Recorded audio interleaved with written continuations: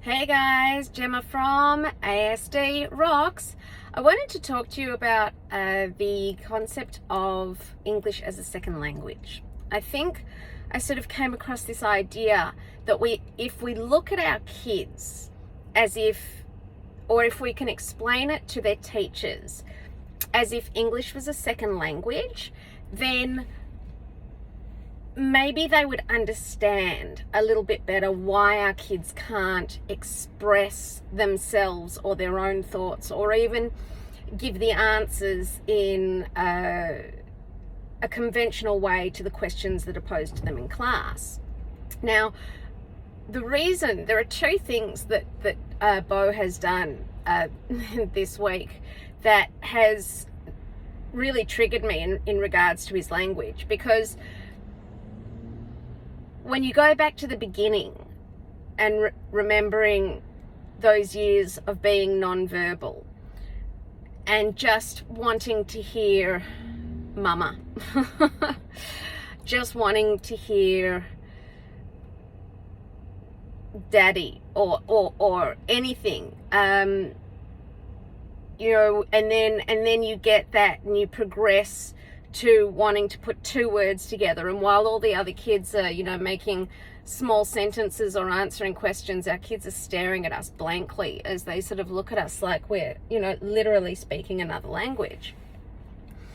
And a lot of the times that I describe to people how I got Beau verbal is about explaining how I learned to communicate with him and not require him to communicate with me the way that I communicate. I learned how he learned. I learned how he thought, and I changed my words. And French is a great example of that. Finn is learning French this year. And I say to him, because I speak fluent French, I say to him, don't ever try to just translate the words in your head and then put them into a sentence. I said, because in fact, English is backwards. French, Italian, all of these languages, they're the other way around. So if instead of saying, where are you going? In French, you would say, où vas-tu? So you go where? Or where you go. It's not... You don't put the person first, it's sort of subject first, and it's flipped around. And I think for Beau it is too, just in a less simple way. Tu vas où would be correct. So it would be, you go where. So one of the things that Beau said to me this week, when I said to him, we've been tackling a lot of troubles with, and I think it is all based around communication. It's all based around the way he's able to communicate with his teachers or not. His psychology teacher has been amazing. She's been in contact with me. She's been giving me, videos and everything. But I have to say the mathematical department have, chemistry and, not that he clearly needs too much help with maths, but chemistry and, what's he doing? Bloody, everything's, chemistry, physics. So, all of these ones are, he's clearly having trouble, because I said to him, have you done your psychology homework? And he said, I didn't do B and C, or C and D. And I said, why didn't you do C and D? And he said, well, because the questions were loaded. And I was like, the questions were loaded. I mean, if anything's going to be loaded, it's going to be in psychology, but I don't think the questions are loaded. But he's now gotten to a point where his language is at a place where he can put sentences together, but he's using the wrong phrases for the wrong things. Yesterday he came home, he said he had trouble in chemistry, and apparently so I was sitting down with him and I was talking to him, and I was, even trying to find out what the problem is and where the problem occurred and how it happened. He speaks in puzzles. You sort of got to take these pieces, these sentences that he sort of comes out with, and then you've got to sort of put them in the right order, because he just doesn't flow with his language. And just trying to find out what happened. And I'm still, honestly, after sitting there with him for I don't know how long, I'm still not 100% sure exactly what the problem was. Something to do with, he was putting his hand up, he wanted to ask a question, which was going too fast, and he couldn't write down the answers, but then he got the answers. I honestly, I don't know, but apparently I said, did you go up and speak to the teacher afterwards? And he said yes. And I said, and what did you say? What did they say? And he said, I told them that I was on a very short fuse.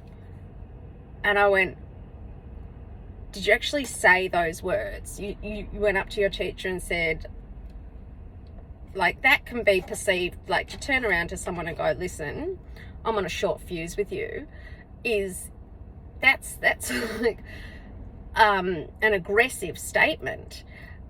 Now, I believe, thankfully, the teacher took it in completely the wrong way, or hopefully the right way, and took it as, I have a short fuse at the moment, I'm feeling, I guess, overwhelmed.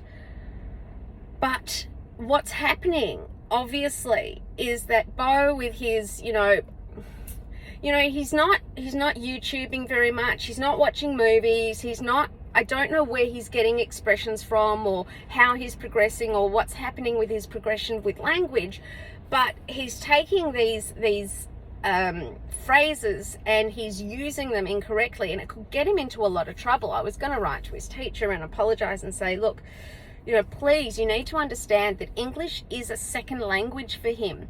His language is another language. It's not that it's not English, it's just not how he learns. He doesn't auditorially process the same way that we do. Therefore, and he also has a blockage going from, I know he's got the idea in his mind. He just can't, you can hear it when he speaks. He halts. He's so halted it's as if he's translating from whatever language it is in his head to then come out. And the words, it's like a second language. It's like English. They're chunky, and they don't necessarily connect. So yeah, that's where we're at the moment, is that I think I'm going to write an email to the school again and just say, listen, please understand that, two things have happened this week where he's used these phrases, that the questions were loaded. That's not a loaded question. Obviously that's, what would you change on me if you could? What would you change about me if you could is a loaded question. And what, does my ass look big in these jeans is a loaded question, but the questions for psychology were not loaded.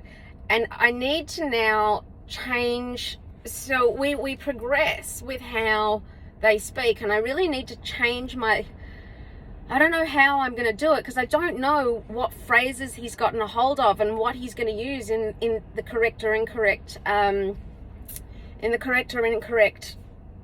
way around. So it's very hard to anticipate.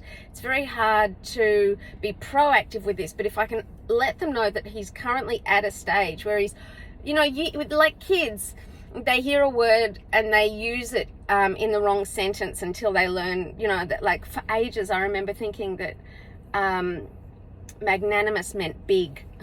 And I was like, of magnanimous proportions, until someone turned around and went, yeah, you're not using that right. And, that's how we learn, that's fine. But I think with him being so big now, being 16, I really feel like people are going to think he does know what he's saying. And if he goes up to a teacher and says, I've got a really short fuse with you, I think that's going to be taken exceptionally the wrong way. And, you can win or lose the support of a teacher very quickly. So I think that's where we're at. I'm definitely going to have to speak to the teachers and just let them know that he's not using these phrases in the correct terminology. And just to be aware that he may not truly understand what he's saying. Anyway, all right, guys, ASD rocks. I have another meeting this afternoon with my NDIS support worker to try and work out how to use the funds we've got and then put in for a change of circumstance so that Beau gets the funds put into the place where he can use them rather than funds put into a place that he doesn't need. Yay!